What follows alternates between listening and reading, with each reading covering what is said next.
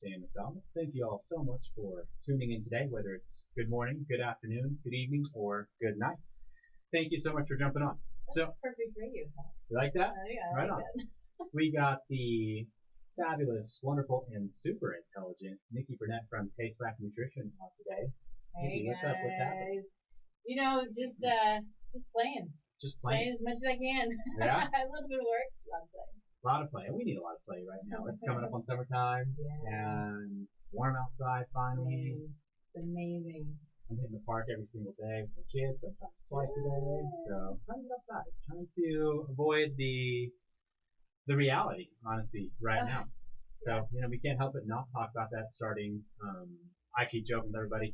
This week for me has been just kind of one of those weeks where it's like just swimming upstream. That's it. Nothing too crazy, but it's just you digging through roots, and we all have those, right? We all have to have those weeks to keep us in perspective, to keep us balanced, because otherwise, you can't just be smooth sailing all the time. That's no fun. That gets boring. It would be nice, but then if you don't have the bad, you don't know the good. Right. We need that duality. So I just, I was thinking about that as I was writing some of this stuff up, and I want to throw this out there to everybody. If you have not heard of a gentleman, his name is Sergeant Ira Carter. I heard an interview with him yesterday. He's a police officer in Dallas, Texas. He was on an interview with another radio show. Yeah, hometown, D-Town Dougie. And he was on there, and he had some really fantastic stuff to share just about his journey, his life, and what's going on. So he's a police officer there, just what's happening. And one of the biggest pieces that I took away from it was, and something I was also thinking about, was everybody's outraged right now. We're all outraged, as we should be, as of what we saw and as of what's been going on. Everybody should be outraged. But what my concern was, and something he brought up, was that outrage goes away. Like any kind of passionate feeling, it doesn't last. It's not permanent.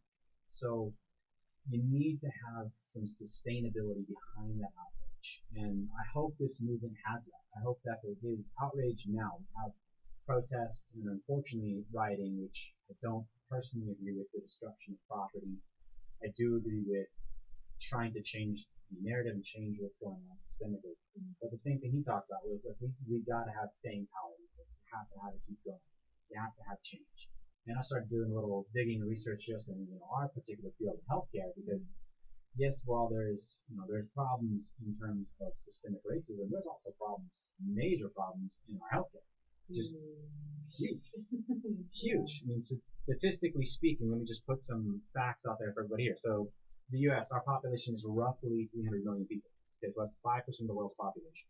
In our country, we consume 60% of the world's drugs. 1 in 10 of those is an antidepressant. A quarter of all people are incarcerated. A quarter of all people in prison are incarcerated here in the United States of the entire world. So a quarter of the world's prison population is here in the United States. There's just a crazy stat out there. Even crazier is that there are more 17-year-old black individuals in jail versus than in college. That was a crazy statistic for me. We are the world's baddest country. We also have the third worst poverty rate among developed nations, and the 4th largest wealth gap in the world, which is something that kind of encroaches on what we're talking about in terms of how do you generate health and how do you do that, because you need money to be able to do anything. You need resources to be able to do that. And if you don't, well, then you're going to be severely limited into food islands and poor nutrition, poor health, and everything else that some of the stuff we'll get into. So, needless to say, there's a lot of work that needs to be done. There's a lot of stuff that we need to do. There's a lot of misinformation and poor information out there. There's a lot of people needing to do the right thing. They're spreading wrong information, and that's part of why I know why we connected with Nikki, is because, like I said, she's a freaking brainiac. She knows all this stuff. Well. Super smart. Thank you for saying that. Of course. And we got to get that out there. So I wanted to just start with super basic. So food is an essential piece in life. Food is life. Food is life. And your show, your company, Taste Life. I love that because for me, food is such a cool thing because it brings cultures together. You can have a meal with somebody that you don't speak their language, not have, and you can share some kind of commonality you know words to share. I think that's a cool thing about it. Yeah, it's amazing. Yeah, food is very social. It's very fun. It's when we have this really cool relationship with. Most of us have a really cool relationship with food. Some of us don't, right? And those are the things that we try to understand and change. But we want to go and we want to share food with people. What would the unhealthy relationship look like?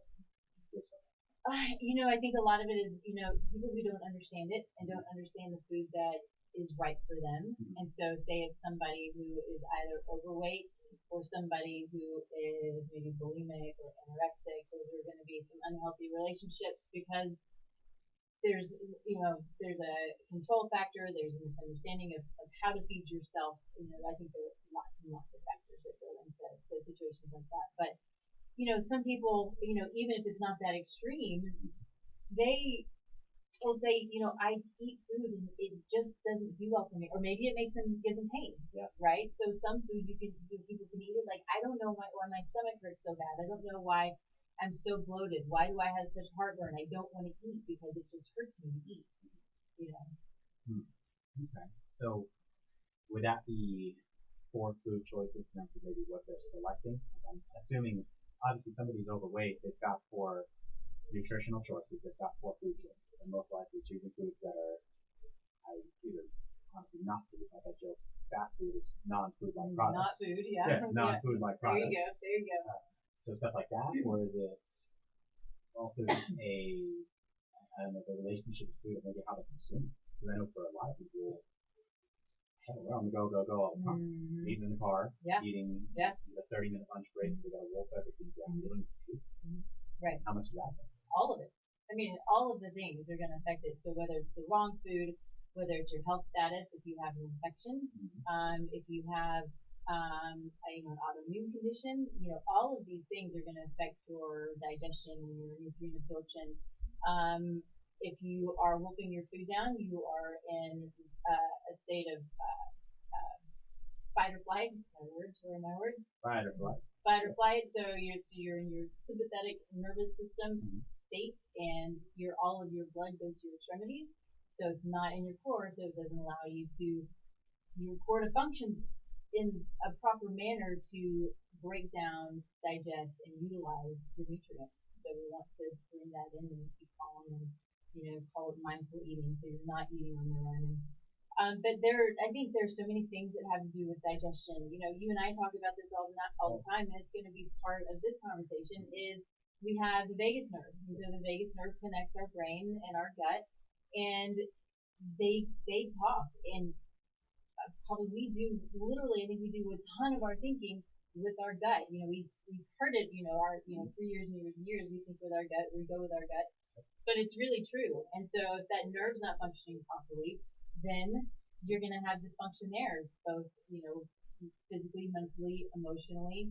You may not be able to swallow pills properly. So that can be a physical manifestation. You're not digesting your food properly. You're not thinking properly. So there's, that's where why we have a job, because there's so many things that we have to take that time and break it down piece by piece. We look at the environment and the family dynamics and the trauma.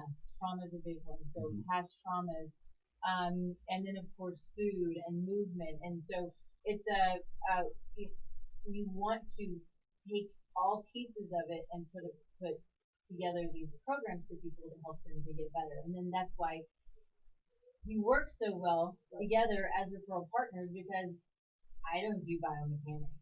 And I don't do brain health well. I can support the brain, but he's all this biomechanical amazing coolness that I just fall in love with all the time. So he's working on me too. Yeah. And I get to ask questions and I get to learn from him, so I get to send people to him, and then vice versa.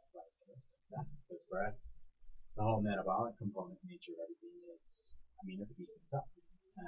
There's a lot to be dealt with there in terms of enzymes, all the deep science stuff. It's overwhelming. It's so much. Let's start at the very beginning then. Let's talk about, everybody remembers that old school show back in the day, the Magic School Bus, right? Yeah. Remember that show? I don't know if I ever saw it. You never saw it? Did you read the books? No. So, for those out there that maybe don't know it, I know it because... Am I too old? No, this is like... Is it older than that? Okay. It's older than that. It was definitely in the heyday. At least the TV show was in the heyday when I was...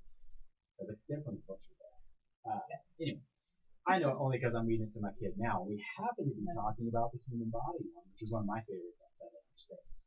But the Magic School Bus in a nutshell was this group of students who had this crazy, wacky teacher who had a magic bus that could transform, basically could take them underwater, could take them to outer space. And the body episode actually took them inside the human body. Yeah. So they turned into a little piece of food and went inside one of the classmates and explored this digestion, the heart, the lungs, the brain, everything.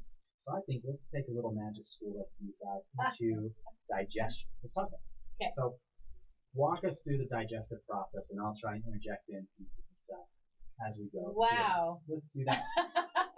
So digestion. We're talking. You're sitting down. Yeah. It's a beautiful day like today. You're gonna have lunch in a cool cafe. Sandwiches in front of you. Nice side of vegetables. Gluten-free sandwich. We'll talk about gluten. Sitting at the cafe, there's cool music playing, you know where to be, total chill mode. Alright, get started. We've taken the first bite of the sandwich. Yeah. It's decadent, it's delicious. What happens next? So I would say, and that's really kind of the first place, is that you painted the picture of being in a parasympathetic state. So you are in a rest and digest. So you're ready to take that food in and enjoy it. So as you're salivating, right, you smell the food. Digestion is starting, so you're smelling it, you're appreciating it, you're loving it. All the blood's going to the core. You got the enzymes that are starting to the amylase is the particular one that is in the mouth and in the saliva to start to break down carbs and sugars. And so, but then everything else is going to start too. So as soon as you start to smell everything, the brain starts working, the gut starts working, your belly starts growling, right? If you're hungry, and all of the things, so your body's ready to start to work. And so, and then you swallow it. So you've got to break it down. You've got to have your hydrochloric acid, which lots and lots of us have what's called hyperchlorhydria. Let's pause real quick. All right. Going back up to the mouth. Talking about what's happening there. Let's talk about something that maybe your mom or your grandma told you. Chew your food. Chew your food. How much? Yeah, that would be a part of the enjoying and tasting the food. But how much should we be chewing? You chew it until it's like as soft and gushy as you can Liquid, get right? it. Yeah, but it's a lot. But if you're eating slowly, so what I try to do, doesn't always work, Sure. but is take a bite, sit back, and I talk to my husband, and hang out, and I talk and I chew and swallow and wait a minute, and then I take a bite and I sit back, it's that put the fork down and hang out. And when I'm in a super cool, relaxed mode, then it's easy to do because you're having fun, and maybe you have a glass of wine, and Sure. whatever it is that's just makes you enjoy it, and eat slowly. That's kind of the thing is when you're eating slowly, you're enjoying it, and that's so. Yeah, you chew as much as you can, but. Well, I like that idea though. Put the fork down, chew versus. Yeah, for us, it's like how fast can you shovel it? It's true. Well, a lot of times, and I've done it too. Like I gotta go. Yep. And then one bite and it's gone. I'm like, that was sad. Yeah. Took me an hour to make and took me 5 seconds. I know. All right. Food's now been chewed. It's liquefied, swallowed, goes in, and now we're at the stomach. Now we're at the stomach. So, hydrochloric acid is really important. So there's a point that I want to make here that is only maybe a touch off topic, but. Okay. No, we have heard there's this theory out there, and it's not totally theory, but it's also not totally accurate, about acidic and alkaline foods, and having our body acidic or alkaline, and organisms and cancer and things can't grow in an alkaline environment. Here's what we need to remember about that. Our digestive system looks really short. It's really not. a lot happening between here and really here. Short, but and for our radio audience, between your collarbone and basically your belt. Yeah.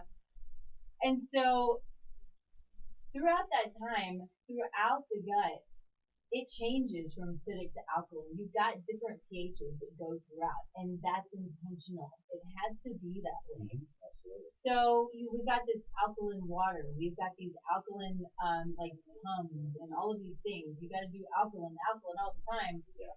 If you're doing alkaline all the time, what do you do in your stomach? Hydrochloric acid. We have to have acid in our stomach in order to break down proteins and food. Really, really important. If you're constantly drinking this water that's got this really high alkalinity, you're squashing that fire. You have to have a little bit of that fire in your belly, in your stomach, to break it down. So be very, very careful and be aware of that, because then also if it's moving down, if it's in an alkaline space, that's fine. But if it goes in through an acidic space, what's happening? Well, you're alkalizing what's supposed to be acid. What happens then is microbes can overgrow. You may not digest your food properly.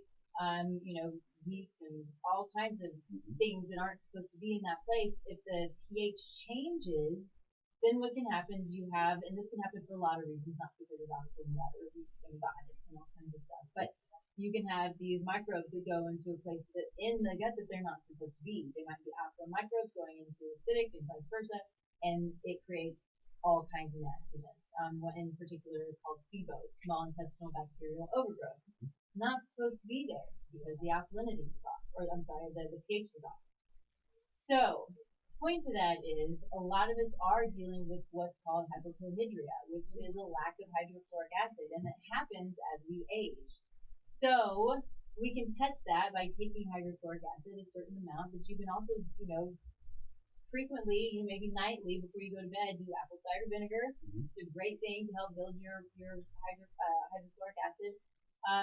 It's just a great thing. You make good bugs in it, and probiotics, that kind of thing. So, are we going to keep going? Let me expand on that, because some people may not remember biology or chemistry class back in 6th grade, the pH and all that kind of You're stuff. making me remember a lot of Yeah, things. here we are. So, for those that don't remember, the pH scale goes from 1 to 14, and what Nikki's talking about is the acid-base balance. So anything, a 7 would be considered neutral. Anything above a 7 is considered alkaline or basic, like your pumpkin spice lattes. There you go, joke for the day. Or below that is called, no? No. All the basics, I'll tell you later. Don't worry. All the basics you know, don't worry about it. Anyway, anything below a 7 is going to be considered acidic. So your stomach acid has a pH of 2. Okay? So pH is measuring the alkalinity or the acidic and basic of a substance, chemical, whatever it is. What you do. Stomach acid has a pH of 2, and it should be super acidic. One, like just talk about the breakdown proteins. You need that to be able to absorb certain B vitamins. B vitamins are critical, one, because they're used in pretty much every part of your body. Depleted by stress, and I think all of us are feeling extra stress nowadays. So B vitamins together, not separate. Together. Take them all together. You need them because they're depleted when you're stressed. Along with that, the pH in your body, like she's saying too, should be somewhere around like seawater. It's like 7.4 to 7.6. So if you're drinking a 10 pH crazy water that is super alkaline, yeah, man, you're squashing that digestive fire. You're not doing yourself a favor, and it's totally messing you up.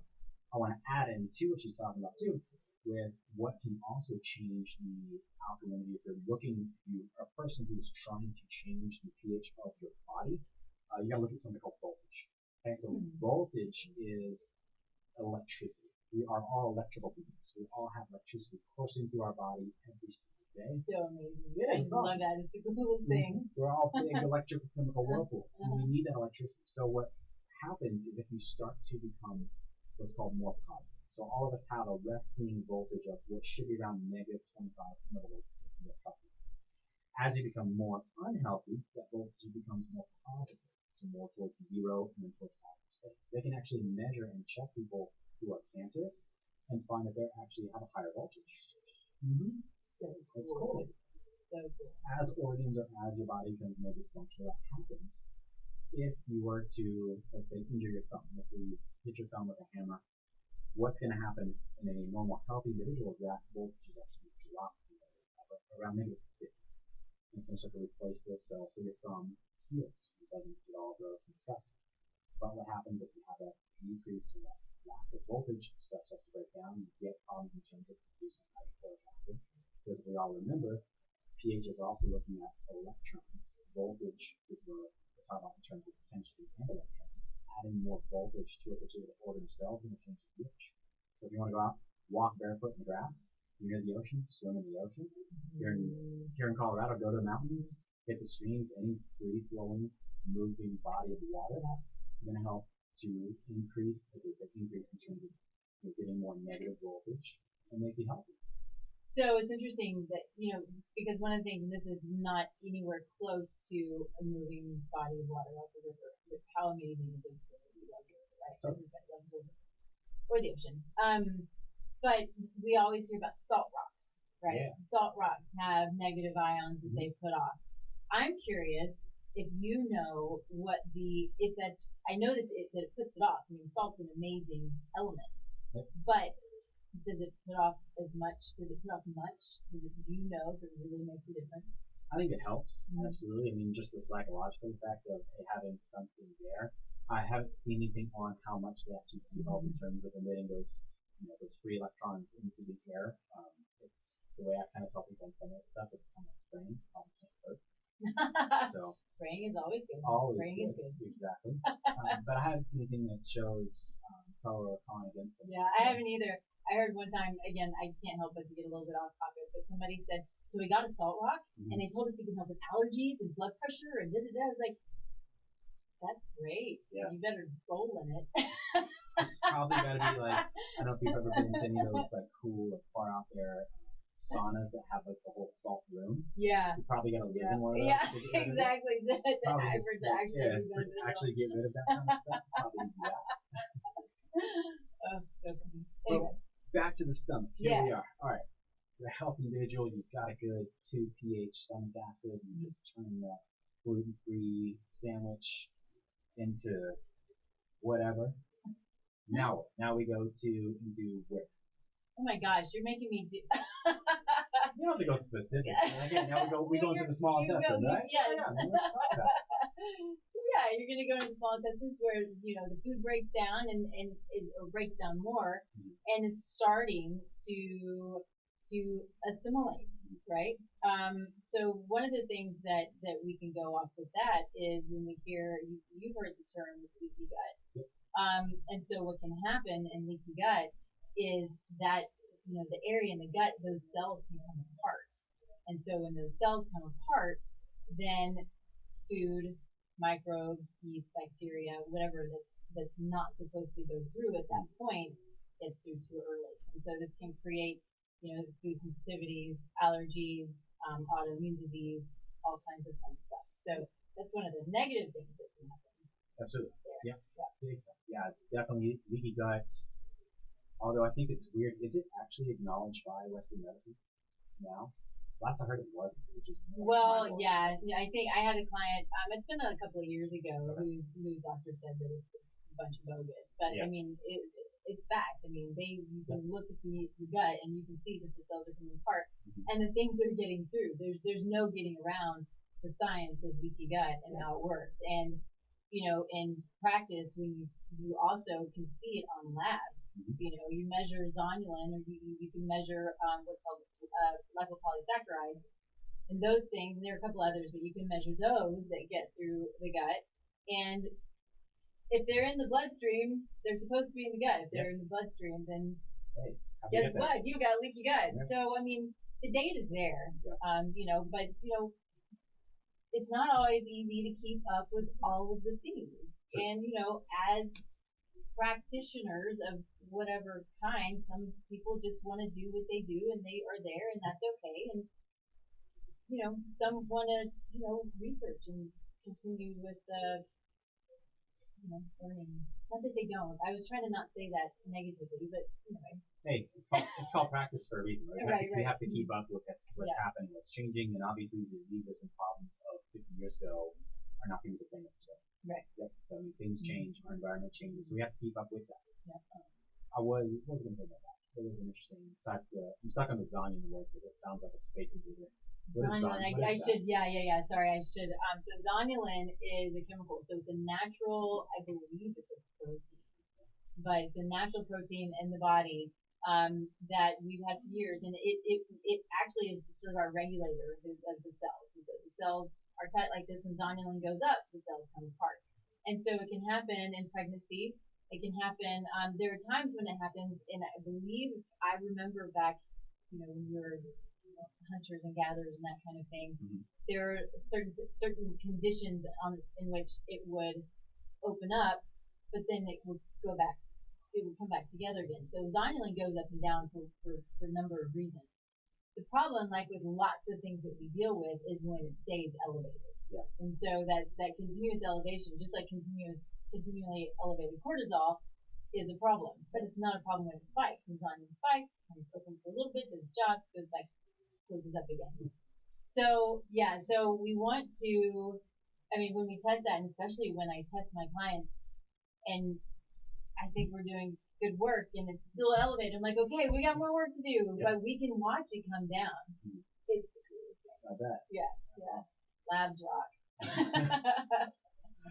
One of the cool things, I've learned this within the past 6 months, and it really spoke to me because I had multiple concussions. I played football growing up. Oh man. And the crazy thing, I know there's research out there on this, but actually within 20 minutes of head trauma, you'll actually have leaky gut. Automatic leaky gut with head trauma. So and that's a huge thing, because when you think about these people, whether you're the kids playing football or any sport, you have your fighters with constant concussions, and you think of for Muhammad Ali, that is essentially what has happened. I'm assuming, based on a fairly educated guess, that that's basically what has happened, is you have these constant concussions without doing the work, without doing the repairing, and but nobody knew. For sure. And it creates, might manifest as autoimmune disease, it might manifest as Parkinson's. And does he have Parkinson's? That's good. He's not alive. He's with us, I forgot. Correct. But that's what can happen, and I think a lot of people, later in life, you've got 10, 20 years later, and they're like, why? What is wrong with me? Why are these things happening? It's because the leaky gut, the problem, was never addressed. It's a scary thing. It's a really big deal. Yeah, I'm finding it more and more so. Yeah. I guess to talk about some of the particles that go into the bloodstream that you're testing for. To me, it always looking really simple. So, like, what is all foods are broken down, and correct me if I'm wrong here. Proteins are broken down to amino acids. Fats are broken down to essential fatty acids, and then you have your carbohydrates are broken down mostly in the mouth, but then absorbed as simple glucose and other sugars. Yeah. So all that's being transmitted now into the body, and with any kind of like these leaky gut issues, you have the immune system attacking, whether it's the proteins, whether it's possibly the gluten, which we'll talk about in just a second. Because gluten to me is something that honestly I didn't give much credence before until kind of looking into something now, and I think it's kind of like a hydra. It's not just a one-headed like, oh, gluten's bad because it's gluten. Yep. No, it's bad There's because it's freaking Frankenstein. It's insane.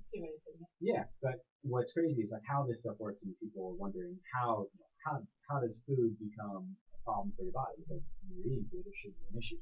There's something in labs and research that they look at. It's called molecular weight. So when your gut is leaky, these tight junctions have opened up.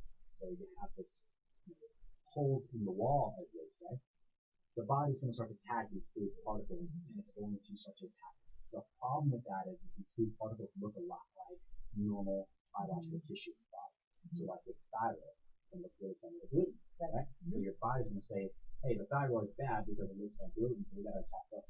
Or, and what we see a lot of people is, it also looks like cerebellar tissue. For those that have maybe stuck with us the whole time, the cerebellum is what's called a little brain. It sits below your cortex, the back of your head.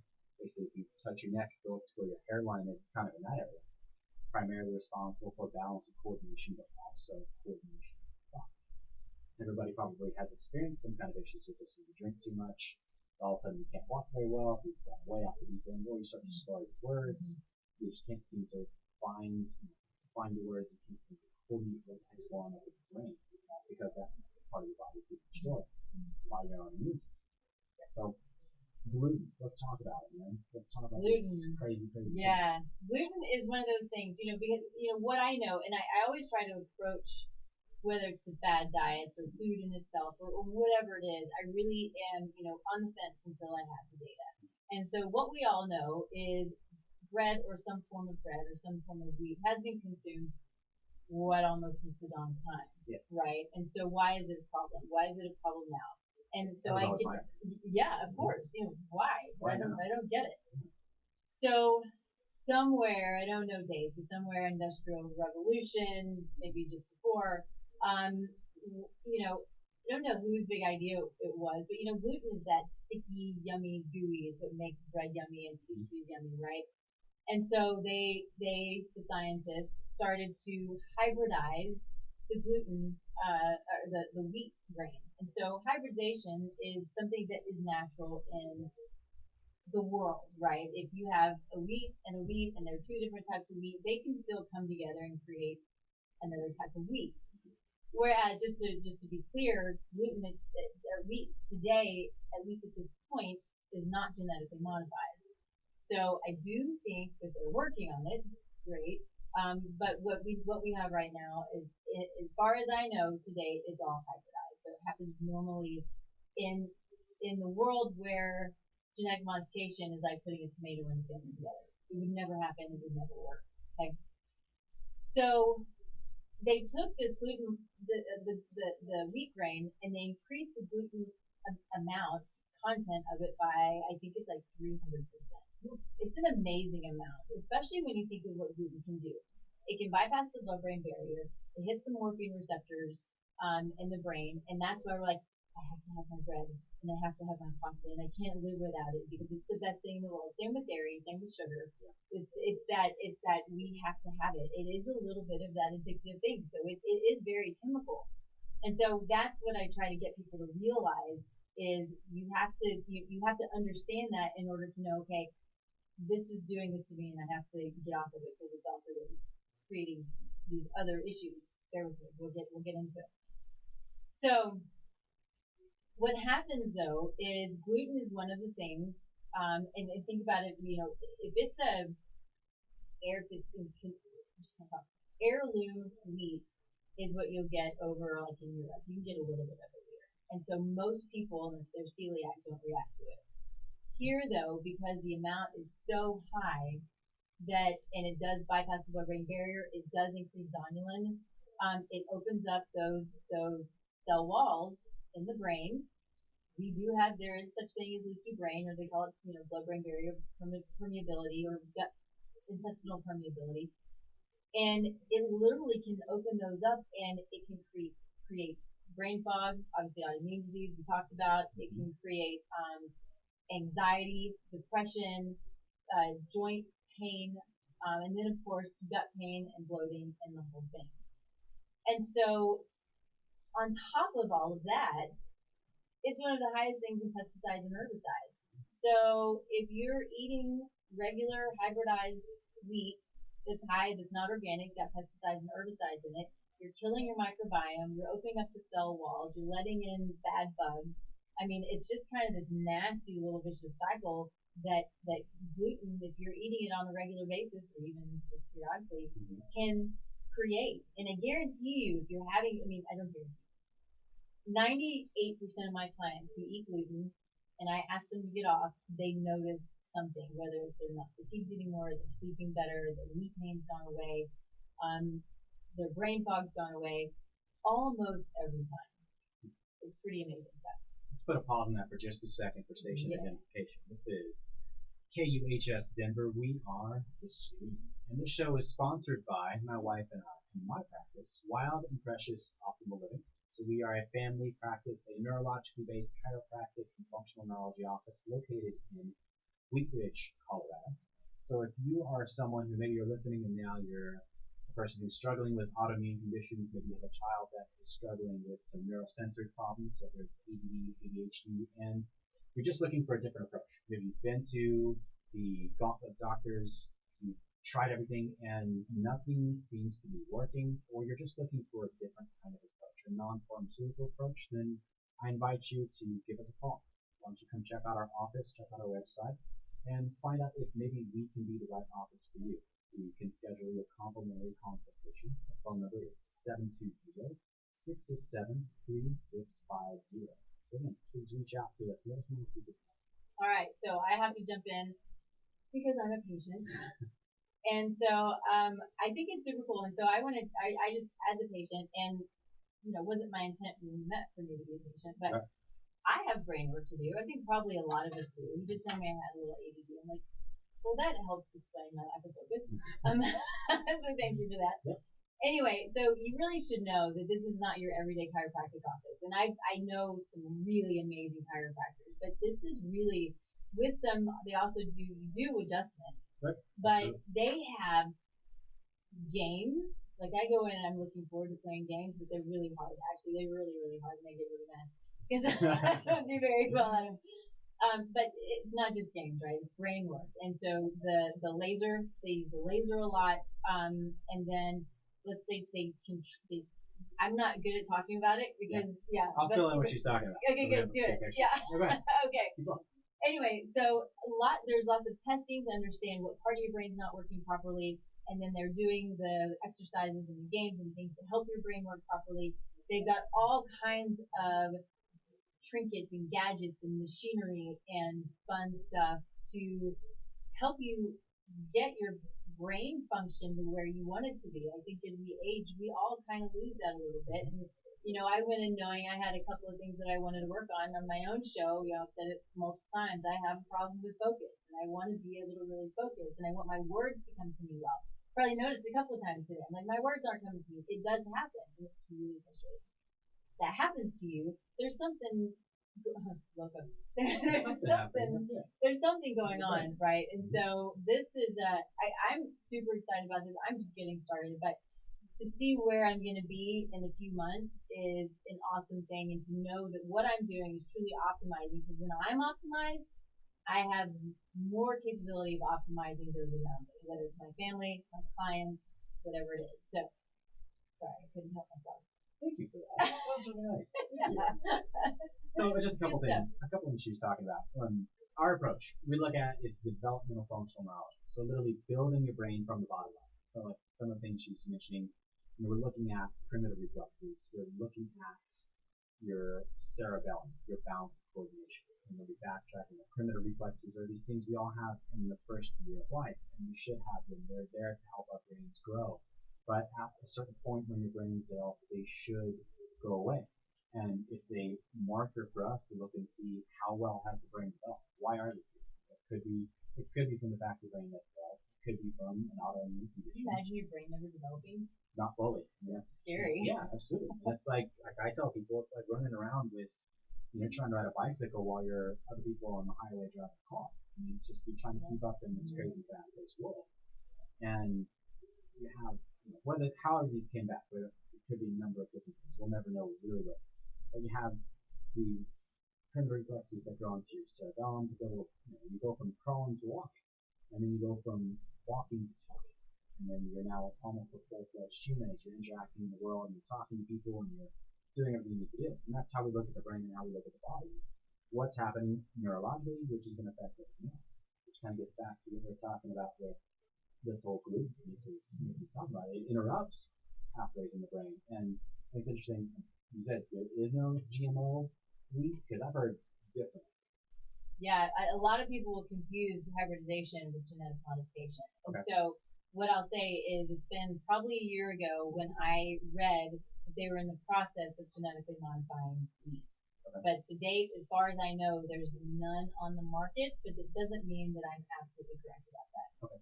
So I'll just throw in what I've read and heard about these things is that with wheat, the company Monsanto, some people may have heard of them, some people haven't. They're now under the parent corporation of Bayer, and what they were successful in doing was taking wheat and making what's called Roundup Ready. Right. So to me, I would consider that genetically modified, because what that means is they basically took a plant crop and had a pesticide now in the DNA of the crop. Right. And so yes, with corn, soy, alfalfa, there's some zucchini. Anyway, those are all Roundup ready. Yeah. They're not wheat. I don't think so. Okay. I mean, this is why. I'm sure this is right, because I know that it's hybridized. It's not genetically modified yet. but I think that's probably why they're genetically modifying it now, is for the sake of the crops, Right. which is bogus, by the way, because yields actually go down, and you get super bugs and you get super weeds, and it's totally bogus. It's ridiculous. Anyway, I digress. No, let's go into that. What are you talking about? What do you mean? So genetic modification, when for these types of crops, they did it because they thought that they could control bugs better, control weeds better. They thought the yield would go up. This goes back to several years ago, right, in food politics. It's been a long time since I really studied food politics. Sure. But my understanding, at least at that time, was yields were actually 20% less. And so because bugs, things mutate, they get better, they become resistant. You get super bugs, just like with us, we use antibiotics all the time. Well, we're trying to kill these bugs. Well, they mutate and they become a bug that aren't controlled by that type of antibiotic. And then maybe they're not controlled at all because we use all these antibiotics all the time and we're killing our gut and all of these things. And we use sanitizer and it's all the craziness, right? Right. But that's what's happening is these bugs and these weeds are changing. They're mutating, and they are no longer resistant to things like glyphosate, which is, as if you haven't heard this, please pay attention, has been shown to be a carcinogen, and what is it, non-Hodgkin lymphoma, I think is what it's called. So just stay away from it. Don't put it in your yard for the love of Pete, for your sake, for your animal's sake, for your kid's sake, for everybody around you, for your environment. And on top of that, just if we get rid of glyphosate, there are many others that are just like it. And my understanding is there's one that they're using instead of glyphosate now. It's actually worse than glyphosate, but they can say it's not glyphosate. Just stay away from the chemicals. This stuff is not okay. Monsanto and Bayer, I hope I don't get sued for this, but my opinion, I can say what I want. They're not okay. None of this is okay. Vinegar kills weeds, or eat them. Dandelions, just pick them and eat them. They're amazing. Stick them in your salad. Stick them in your refrigerator, just like you were going to the grocery store. So just don't put this stuff in your yard. I mean, we've got stuff. You might have a few dandelions. They're pretty. They're yellow. Let them grow. They're also a superfood, which blows me away. That we somehow want to destroy a superfood. Yeah. So the root is what is beneficial and supportive for the liver, and the leaves and the stems and the flower. Use them for a tea. They're diuretic. They're amazing. I mean, just eat them. Eat your weed, people. Eat your weed. Colorado. Not weed. Not weed. All right. So we've gone 45 minutes, and we haven't talked about microbiome. Let's do that because I talked about it earlier, and I have something I want to say. Let's go. All right. So now. Small intestine food's been processed. We're moving through. We're going into the large intestine. We're moving on there. This is where the lovely poop is made and that kind of stuff too. Lovely. That's one I've never heard before. No? Oh, the lovely poop. It's one of the 5 signs of life. You have to be able to eliminate. It's important. Trust me, because we've seen so many people that have come in that constipation is a real thing and it's not fun. So not good. Literally. But microbiome. Yep. All right, bugs, we've talked about them. What you got? All right. So one of the things that I wanted to hit on, it's fresh. I did just a Facebook Live earlier with my health coach, and so we were talking about PPIs, so acid blockers. And I want to put this out there because PPIs proton pump inhibitor. And so they're acid blockers. They're not all PPIs, but that's a big portion of them. And so I kind of want to start there, I hope that's okay, because it is so disruptive to everything that we do. And so many people are put on these, whether they're prescription or over the counter. We're told, and I mean, think Tums, right? You have heartburn, I'm going to go take a bunch of Tums. Right. Please don't. Please don't. So, we'll talk about heartburn in just a second. That's all. Let's do 2 hours. Yeah, right. Let's keep going. So I said you're gonna come on. You're gonna come here on more than once. We got a lot to talk about. We can't cover it all in now. Okay, so what happens? So we're getting heartburn. We have upset stomach, whatever it is. We think we need to we're squashing that fire. So we think we have too much acid when really it's not enough, and there's some dysfunction going on. So we don't need to go into that because we don't have the time. But we have to have that acid. We talked about that. We hit on that a little while ago. We have to have it. You cannot squash it or we're not digesting our food. So what happens is we don't digest or utilize is my word, calcium. magnesium, obviously protein. It disrupts our microbiome. So our microbiome are our bugs. We are nothing but bug carriers. We're probably a little more than that, but we're big bug carriers. And our bugs, so we have our microbiome, and then we have our microbiota, so our gut microbiota and our oral microbiota, and so forth. And those are all really important to keep healthy. So we have lots and lots of these bugs, and we have good bugs and bad bugs, and we have some that are just sort of in the middle that have the potential of being bad if we allow it to happen. Yeah. So, eating good fermented foods, and if you want need to take probiotics, and rolling in the dirt, and yeah, good stuff. Go play in the dirt. Go in your garden. Go roll in the grass. Play with your dog. All of the fun things helps to build your microbiome, which is upward of 70% of your immunity, and it's 90% of your serotonin production, which is your happy neurotransmitter. Everybody thinks your neurotransmitters are all up here. You have to have a healthy gut to have healthy neurotransmitters. So PPIs interfere with all of that. And so what can happen too, if you've been diagnosed with osteopenia or osteoporosis, think about if you're utilizing your food properly. Probably not. Think about if you've been taking a PPI that's indicated for 2 weeks, maybe you've been taking it for 10 years because you're told it's fine. And then it's fine. Besides osteopenia, maybe cancer, and maybe because you're not breaking down, utilizing your magnesium, now you're having heart problems. So, I mean, we can go, how many nutrients are we trying to take in that we're not utilizing, and how many bodily functions are not functioning properly because we don't have the nutrients. So, I'm talking too much, but I have one last thing to say. No, keep going. That's why you're here. I know, but I feel like I'm taking over now. But I say this on all of my shows, and I say it everywhere and almost every time I talk, because I think I can't get enough of it, and I feel like everybody needs to hear it no matter what, maybe 10 times. So food is a language, and food is what tells our body what to do. It talks to our DNA, and it talks to our cells. So, this goes back to our relationship with food. We have, some of us have an amazing relationship with it, some of us have a terrible relationship with it, but it's more than a social thing. This is how our body knows what to do. So for eating good, healthy, clean food, we've got this clean line of communication directly to our cells and to our DNA, and our body's like, okay, ready to go.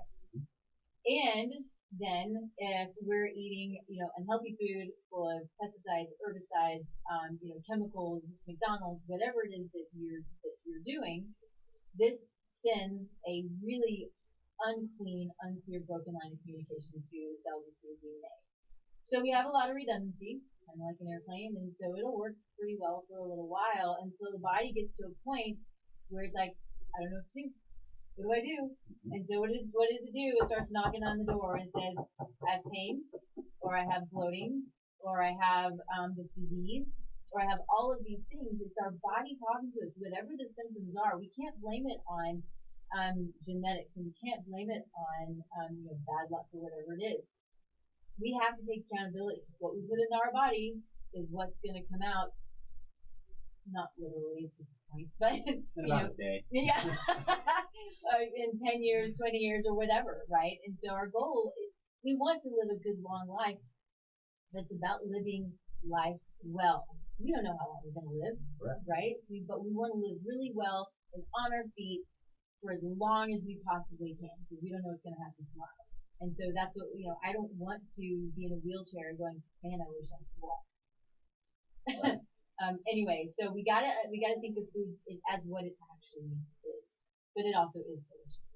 Food is delicious, and I love that messaging signals to your body. And yeah, something we talk a lot about with people too, and definitely needs to be reiterated, because repetition is the engine of learning. Brain learns through repetition, and hearing this time and time again. Your health choices are the consequence of your decisions.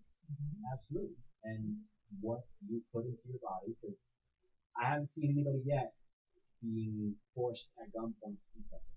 Haven't seen it yet. Not yet.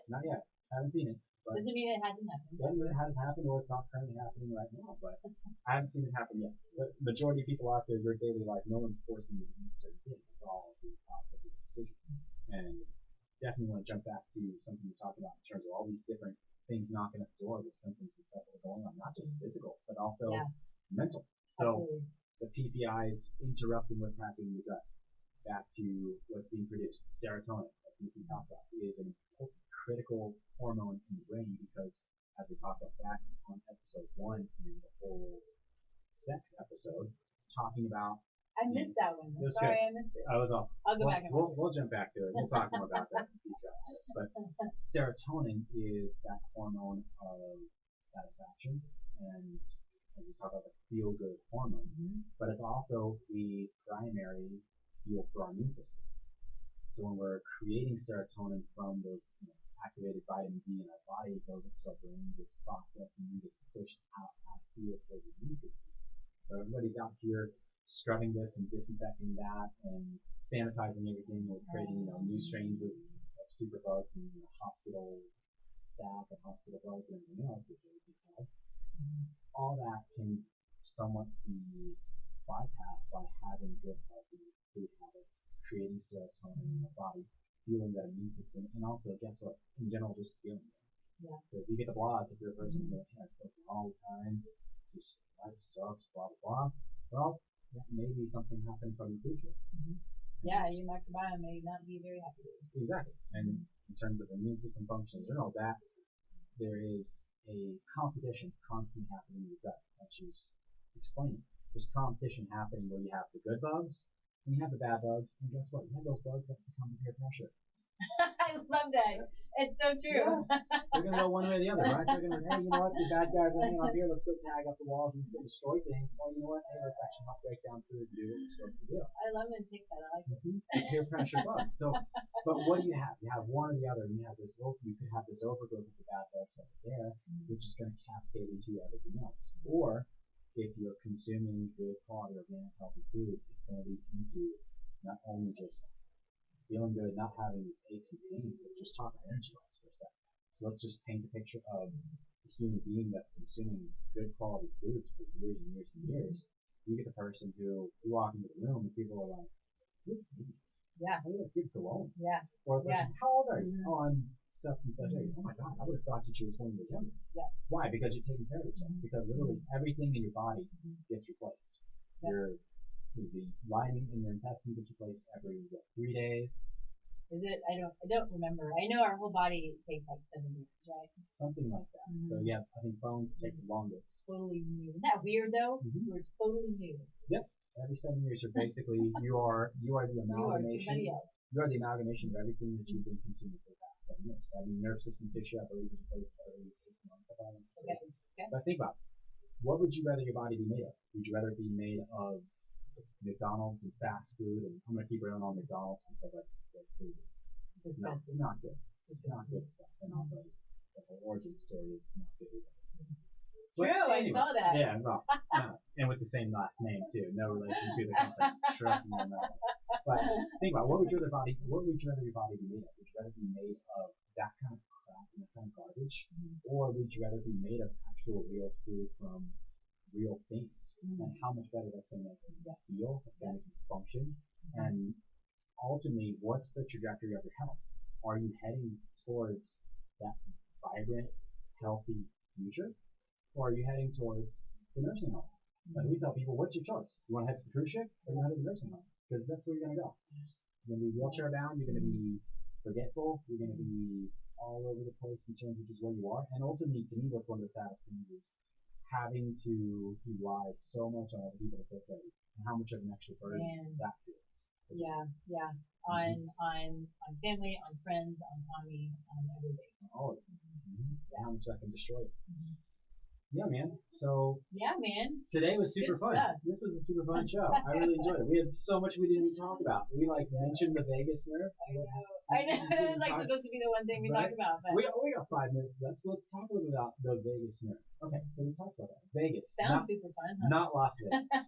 Not V-A-G-U-S. It's Latin. It means wanderer. The reason they call it that is because this nerve runs from your brainstem, so where your spinal cord, the back of your body, connects into your brain. This nerve runs from there down to the top 2/3 of your digestive system. Controls and coordinates that whole parasympathetic response that Nikki was talking about, which is your rest, recover, and restore. Okay, like alliteration things to remember. Rest, recover, and restore. Rest, digest, and heal. You need that. You need that relaxation response to be able to properly consume the food. Because if you're in that chronic fight or flight state, flight or freeze actually is more accurate now as we're learning more. Yeah. You get a whole host of issues in terms of breaking down the food. So Vegas, super important. Maybe the city, but mostly the nerve. Probably the nerve more important. Probably the nerve. Probably more. I could take a leave Las Vegas. Yeah. Done with Vegas. That Vegas. But this one's super critical. Okay. So you need that parasympathetic response. You need to be able to calm yourself and unwind. So in the last couple minutes, let's just talk about a couple things. What can people do to start to just chill out before they're about to sit down and have a meal? This is a great thing because it's so easy and nobody does it. Well, not nobody, but all we really have to do is take it, smell it.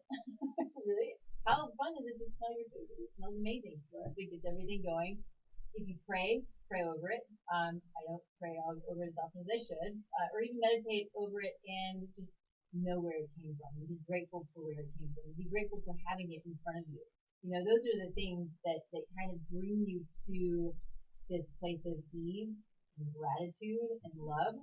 Even if it's just food, this is biochemical changes. It's amazing what it does to your body. So then, hang out with your family. Don't watch TV. Don't be on your phone. Don't be on your phone, right?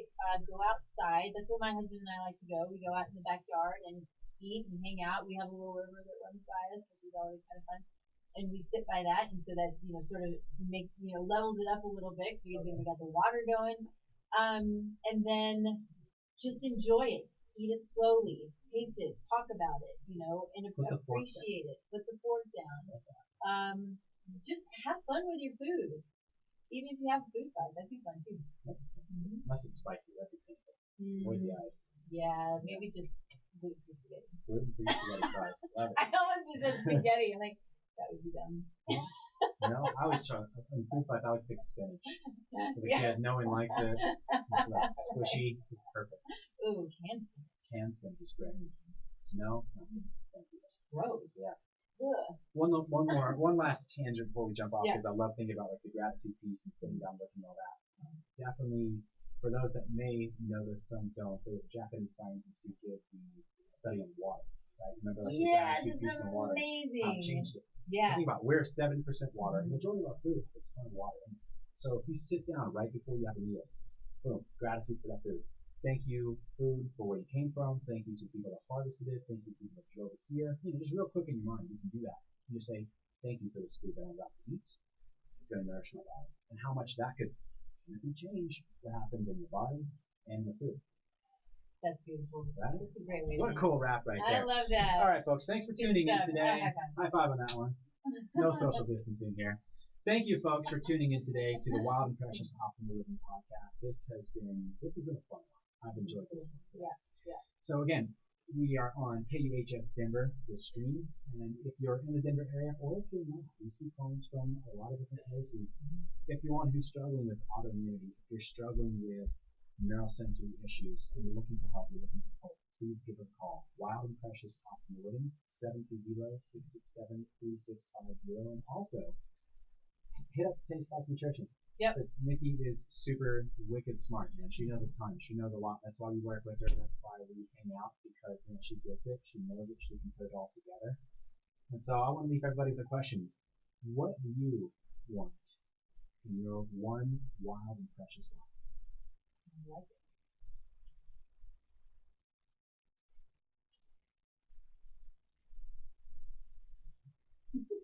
Good stuff. I was going to